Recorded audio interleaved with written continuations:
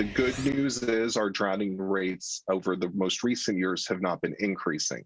The bad news is they're also not decreasing.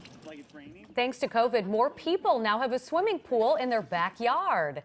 But with more pools popping up, water safety experts worry that drowning statistics will also go up. Yeah, in tonight's special report, Sally Schulze takes a look at new ways to keep you and your family safe when taking a dip at home.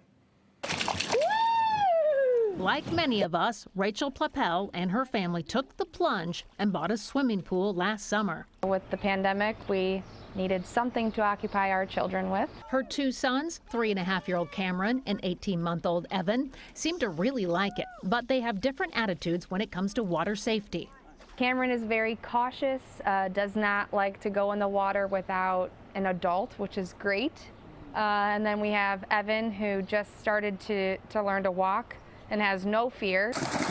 Drownings are the #1 cause of accidental death for kids between the ages of 1 and 4 years old, according to the CDC. One of the biggest misconceptions that people have about drowning is how fast and silent it is. That's why the Plappels have several safety measures in place to help prevent such an accident.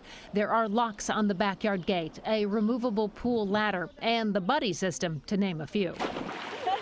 As with most aspects of our lives, technology is making some waves as to how we do things, including pool safety. And there are newer technologies coming on the market every day as it relates to aquatic safety. This group of swimmers in South suburban Frankfurt showed us how one of the newest devices to hit the market works. WAVE is a drowning detection system that essentially measures how long each swimmer is underwater.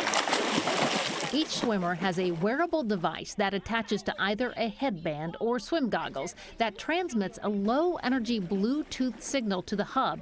The device sends out a signal 2 times every second. When a swimmer goes underwater, the signal is blocked, and the hub sets off an alarm if a swimmer has been under for too long.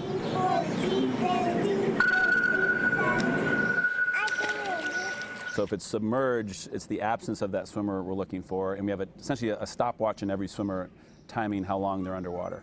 The alarm setting is adjustable. Mark Karen recommends 15 seconds for young kids and 20 to 30 seconds for accomplished swimmers. If you are not near the hub, you can still hear the alarm go off on your cell phone or computer as the system connects to your home Wi-Fi, sending both visual and audio alerts. There is even new systems coming on the market right now that actually use artificial intelligence and cameras to view the backyard and then actually recognize when there's someone in a potential dangerous situation. Olympian Bodie Miller and his wife lost their 19-month-old daughter in a drowning accident 3 years ago. He is now a spokesperson for another drowning detection device called Coral Manta. We asked the company for an interview about its product, but did not hear back. Meantime, one safety expert has high hopes for the new technology. We're all looking at this as hopefully a new layer of protection that can help reduce the risk of drowning and reduce our drowning numbers that we see, especially from backyard pools. While technology is changing the way we implement water safety, experts still say the best plan of attack is having several layers of protection in place, like a pool fence, locked gates, and rescue equipment.